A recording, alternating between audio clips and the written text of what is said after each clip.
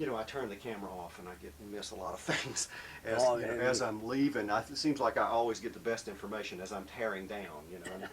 But Ray Tibbetts was saying that during the atomic bomb tests, yeah, that a lot of the radiation drifted through here, and that he knew somebody that had a Geiger counter and went out and put the Geiger counter on the road out here on Main Street, and it peaked the Geiger counter. Oh. Do you know anything about the radiation levels here during the atomic tests? No, I don't. I guess. I don't know. I wouldn't say it isn't possible. And I wouldn't contradict Ray. He, incidentally, him and Jimmy, they've been around a long time, Jimmy Walker. My theory would be if it was on the road that maybe it was spillage off of a truck or something. We had an incident out at the Ike Connection, which was kind of amusing years ago. We had a lot of water in the shaft, and whenever they would hoist the muck up, it would just be like a soup and muddy, and it was really high-grade ore. Probably, well, in fact, is Atlas, who was one time Hidden Splendor, but then later became Atlas, that was a mine that they got the $20,000 award. The government paid them $20,000 bonus for 20 tons of 20% ore or better. And that mine didn't last but 2 or 3 years. And I worked in it, and it was very gassy, very bad ventilation. I ended up quitting. Well, I quit and went to the far west, and Johnny Mullins had me all rigged up, and they put me to work before I could leave. I had a couple other jobs lined up. Of course, in them days, why, if you were a miner, why, you didn't worry about a job, you know. And but John had been real good to me. John Mullins, he, at the latter part of the Delta mine, was the superintendent out there, and his wife Burns, he was the head nurse here at the hospital for years. And when he passed on, why, I always said that the miners at Atlas lost the best friend they had, because John, he was for the working man, and he done all he could to help the miners, and he's a great fellow. But anyway, why, a truck pulled under the ore bin and had a big long semi, and the guy just took and tripped the air door and shut it as fast as he could. He had the whole bottom full of ore. And he shook his head and he said, I've been a truck driver for 20 years, and that's the fastest I ever loaded a truck. Well, of course, he brought it to the mill, the Moab. But on the way up the hills and down the hills, and of course out through the tailgate, why, he lost quite a bit of it. And somebody did hit it with a Geiger counter, and they shot, and there was quite a flap over it. So later, why, they got the, I guess, dumping it out, and they're mixing it with dry stuff and shipping it. But it's a possibility. I don't remember the downwinder, St. George and down in that area, but it could very well be, because when we had the California fires and the Yellowstone fires, why, smoke from both of those eventually blew into the area. And so, very possible that the radiation from the Nevada test site did get this far. So I wouldn't question that, but I remember the ore being spilled on the road, and that caused quite a flap. Do you have, when we got you 4 guys together, I heard some really funny stories. Have you got any just really humorous, funny stories about Rusty, something that happened to Rusty, something that happened to you, or? Well, I can tell you one on myself, I guess. But I was on White Mesa, and of course among the Ute Indians. And I got a call one day about 9 o'clock, I guess, that this Indian boy, young fella, he was causing some problems. And so I got up there, and all his family, they was all backed off, and he was carrying on, and when I drove up, why, he was by an old dump where they dumped a bunch of trash. So as I got out of the car and walked up to him, he picked up the chair leg, and of course I advised him that wasn't the real smart thing to do, and started after him, and he ran. So I turned around and walked back to my car, and he was very macho and thought, well, and of course, in those days, why, that's one thing you didn't do. You didn't let them buffalo you and get away with it. So they didn't have respect for you.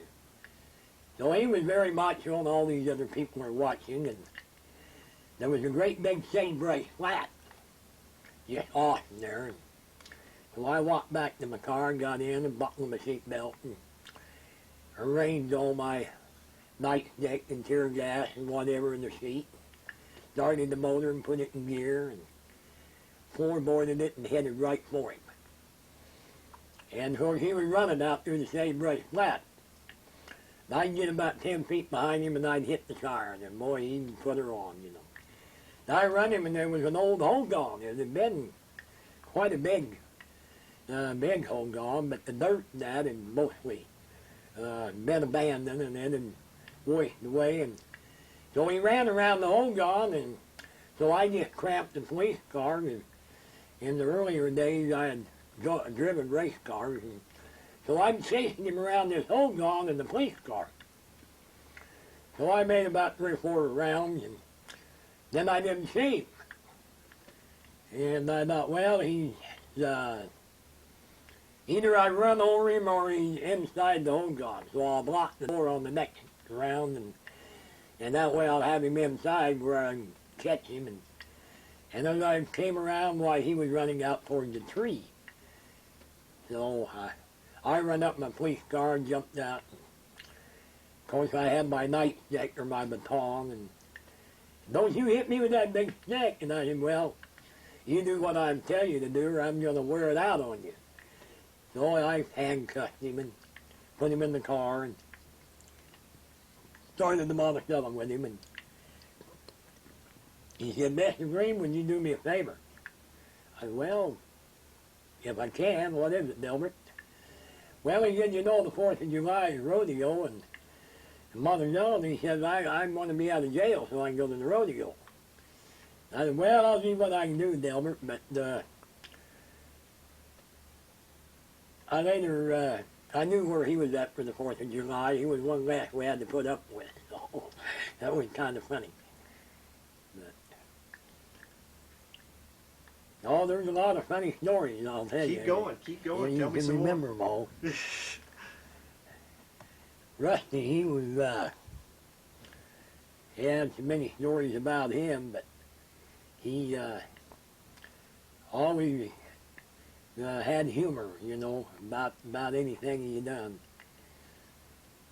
He tell about one time he run his trading post, and Rusty has a habit that any time he can lay down or slouch down with his feet up in the air, why, that's the position you like. So he was laying up on the counter in the trading post, and the Indian lady was buying groceries and different things.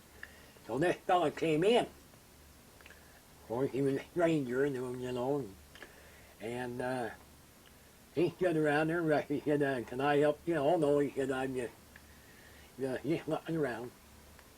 So this Indian lady, of course, in those days, she'd buy a sack of flour or whatever and pay him, and then he'd give her the change. He had a cigar box.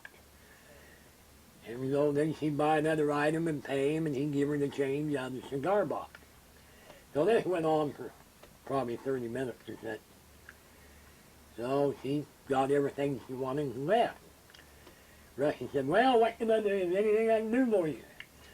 Well, the fellow said, I'll tell you what. He said, I'm down from the tax commission, sales tax commission. And we were wondering about your sales tax. But he said, after I just saw what I did, he said, I don't know how you can keep track of it. Of course, that was in the days before the fancy register and all that. So the guy just turned around and left. That's the last he heard of it.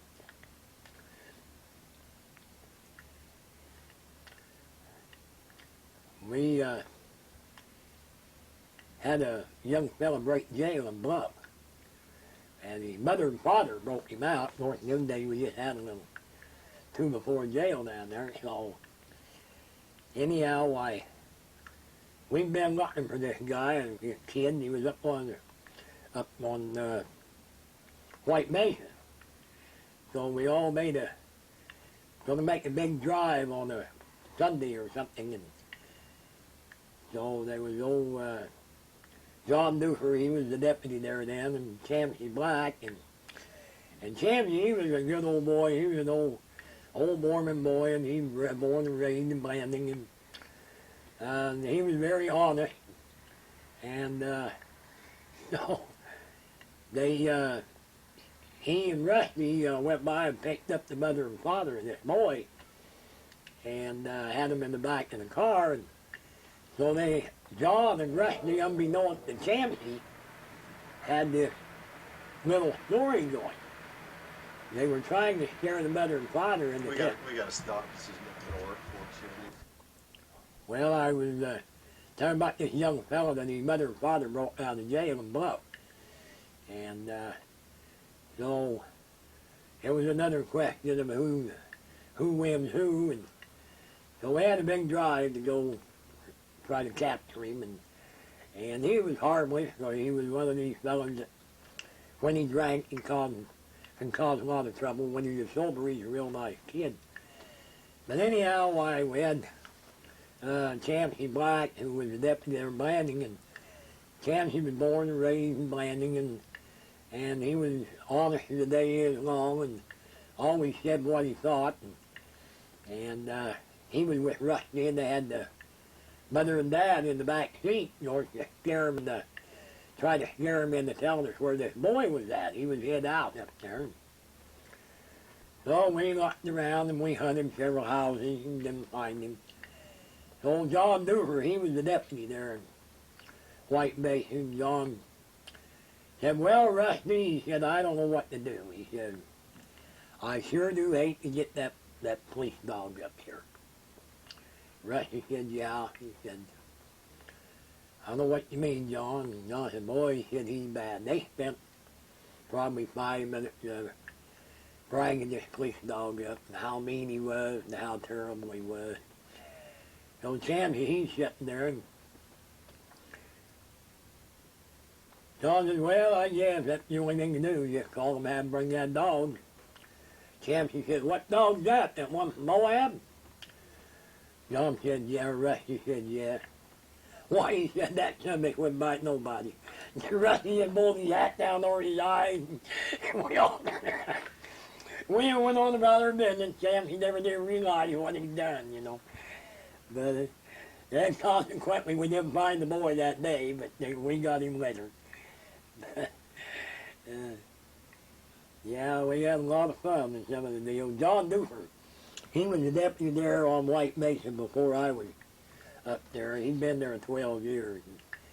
John had been a law officer all over western Colorado and into Utah, and he was the old-time lawman. His father at one time was the sheriff of Cloud County, Colorado, which is Durango. And John told me that when he was a young boy, he came with his father to Monticello in a buckboard to pick up a horse thief. And of course, in them days, it was so far they couldn't make it from town to town, so they had to camp out along the way. So his dad would make his bedroll off from John's, and then he handcuffed John, the horse thief. And John could just wake up and just a drop of a match, he would be awake. So that was his security. And John, the boy, he said, "I sure was aggravated having to be handcuffed to a horse thief all night long." Because I thought that was about the worst thing that could happen. But John, he was brought over to take over White Mesa when they made the White Mesa allotment for the Ute Indians. And He, like I said, he'd been a lawman in all the towns. He knelt down in Bayfield, Colorado one time. There's an old prospector came into town. So he'd been out a while, so he got pretty well oiled up.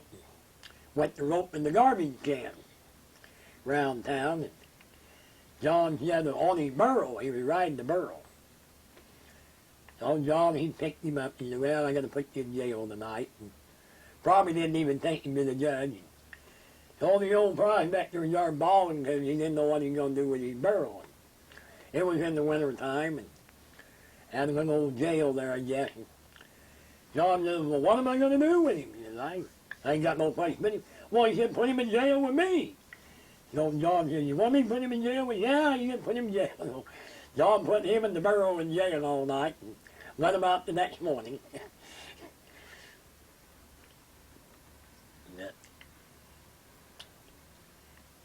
Oh, there's a lot of stories if you can remember them all.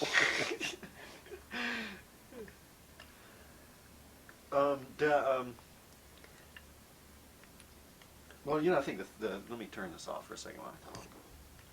Joined the sheriff's posse at that time. That was in, I think, 1961. And I went, the mines always shut down. Atlas got the word they would shut down might have been July or June, I can't remember, for 2 weeks. And everybody had a vacation. It so happened that hit right when I had my vacation. And so I was in on a lot of the search and that sort of thing. In fact, there was even a book. Steve Lacey wrote a book. The name of it is whatever became of, what was it? My picture in it. Something about what happened to me, Sullivan. And, yeah, they got that all pretty well screwed up. Of course, that's what happened when all the old people get. I've seen that happen right in broad daylight, you know. I've had people swear that I pulled my gun on them and I never put it. But that's what they want to see. They see what they want to see. And I'll try and see if I can reiterate it pretty factual. And I'm pretty well know the facts on it. Well, if you want to go ahead, then I'll. Okay, we're going. Yeah, you were asking me about the murder at Dead Horse Point back in the 60s, I believe in 1961. There were these people, I can't remember the name, but there was a man, they were back, I believe, from, I might be wrong, maybe from Ohio. I believe it was Ohio, but anyhow, a fellow, and he had his lady friend and her, I think probably about a 14-year-old daughter with him. And they came in the country to see the area, and they were up at Dead Horse Point. And they ran into this fellow there at Dead Horse. That was before it was a state park, but they didn't have the visitor center and all that stuff in them days.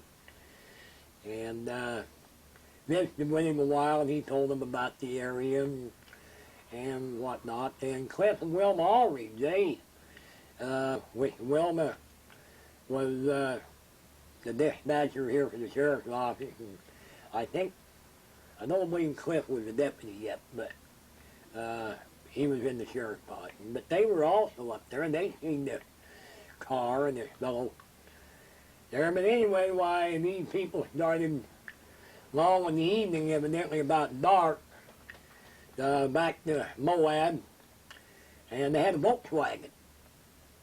And they were coming down the road, and this fellow was off to the side of the road and apparently had car trouble.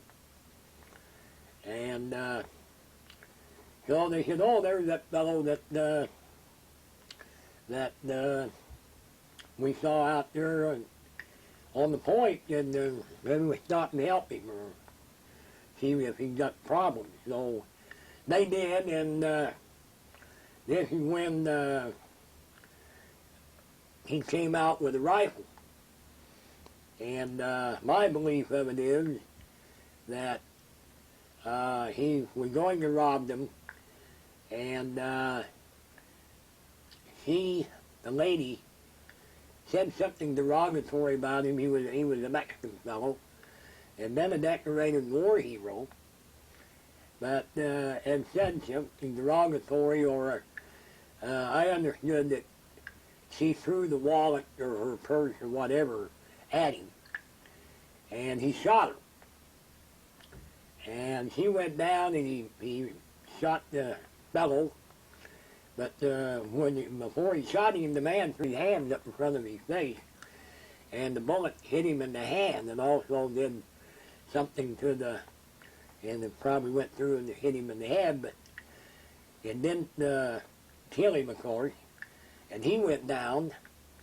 And the little girl ran and got in the Volkswagen and got it started and tried to get away, and this fellow bailed in his car and proceeded to run her off the road. But I'm getting a little ahead of myself. This fellow, at that time, up around Carbon County, Utah, the coal mines were down. I don't remember if they were on strike or it was an economic thing, but this fellow was from Carbon County in Price area, and they found out later he was supposedly down here looking for work. But to get on with the story, why, he evidently run the little girl off the road and got her in his car and started down the switchback up there above 7 Mile. Well, he met a fellow by the name of Brown, who was a tool pusher on a drilling rig out there in that area. And, of course, he was probably going at a high rate of speed, and then Brown kind of wondered what the hurry was. That's kind of a bad place to be in a hurry. But he got on up the road, and he found the mother and her friend. So, and I'm not positive about it, I believe that he had a two-way radio, and he managed to call in, and that, well, everybody got pretty upset because in them days you didn't have things like that happen. And so consequently, by the time the law got up there and do the radio, like real good radio communication, and not very many officers, why, they lost track of him. So the big question was, where was the little girl and what way did he go? So anyhow, why, I was in the sheriff's posse at that time, and Cliff Aldridge, I think, was the commander. A fellow by the name of Buck Bonner and Jack Taylor, and Carl Mikesell, Babe Foy, and we had just formed, they had just formed the sheriff's posse, Search and Rescue, what is now Search and Rescue. And so, after 24 hours or whatever, why the FBI, of course, got involved due to the little girl that being a minor in kidnapping. So we searched the whole area and roads, and they either got or put out a wrong description on the car. I think probably it was done on purpose if the fellow knew it, that he would expose himself, thinking that they didn't know what type of vehicle and whatever it was. So we searched everywhere, and we got leads, of course, and so on and so forth. Carl Mikesell and I went up into Sago, old Sago, after they'd abandoned it. We found the place where they're digging, and so we came back and reported it, and looked like might be a grave, and we reported it. So the FBI took me up there, and one of the deputies in the Price area thought that that would be an ideal place. Well, we got up there, and it ended up being an old sewer line. So they dug when they moved one of the houses. And the FBI, was a little aggravated at me, but anyhow, that's the way it went. So it went on there several days, and this fellow's wife, he hadn't reported home for a week or so, or about a week, I guess, a little over, and she called the sheriff's office, inquiring about him if there'd been a wreck or if anything. Well, this kind of tied in with what little bit they knew, which wasn't much, and so they kind of had a tentative suspect. Well, it went on, and so they done a little more inquiring, and so they got this fellow's license number, and two FBI agents were going toward Crescent Junction when they put the license number and the vehicle description out, and the one said to the other, well, there was a car right in front of it. So they debated what to do, and so they, I don't even know if they had radio communication.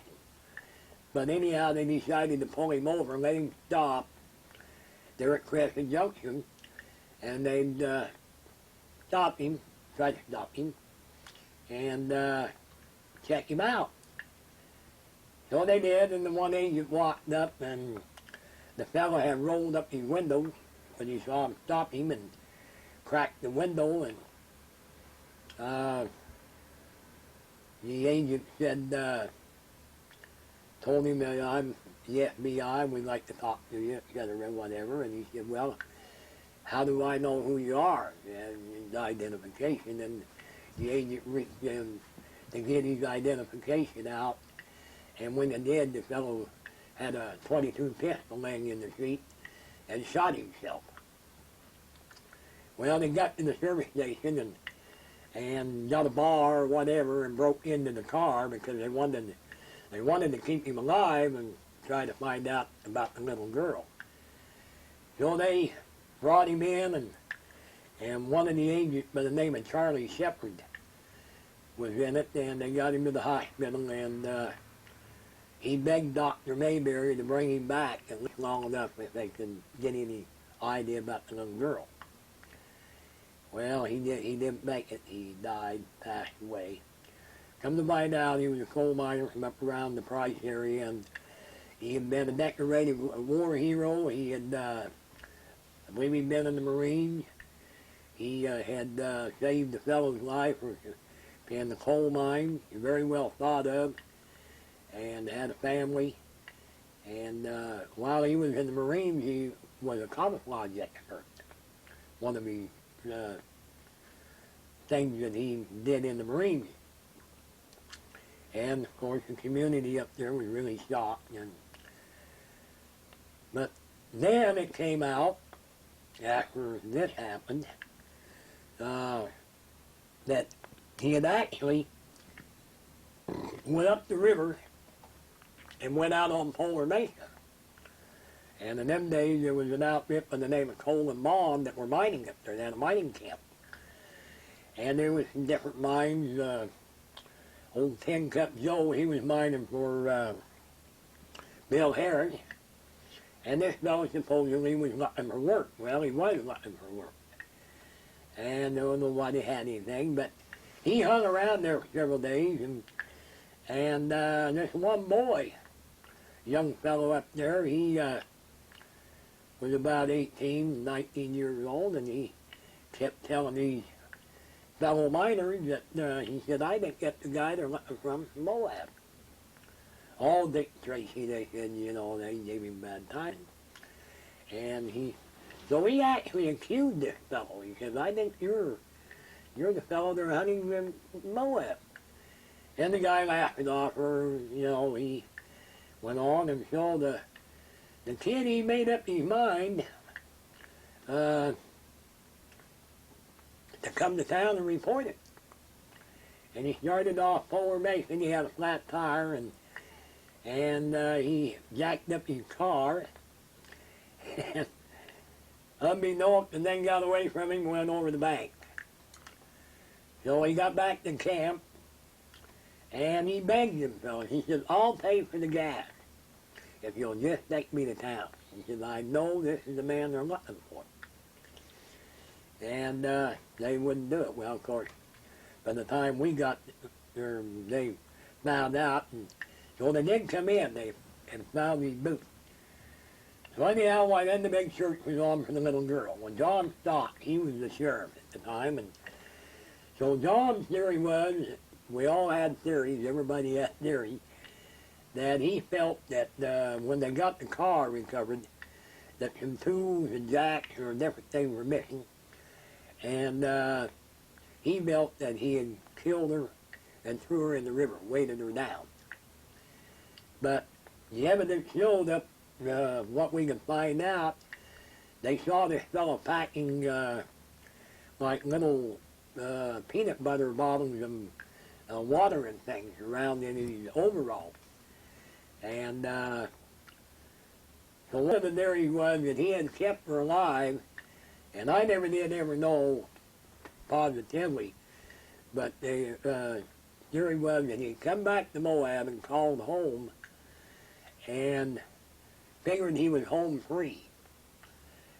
And he then returned to White Mesa, or excuse me, Polar Mesa, and done away with her, and then was headed home. But up there on Polar, you know, that was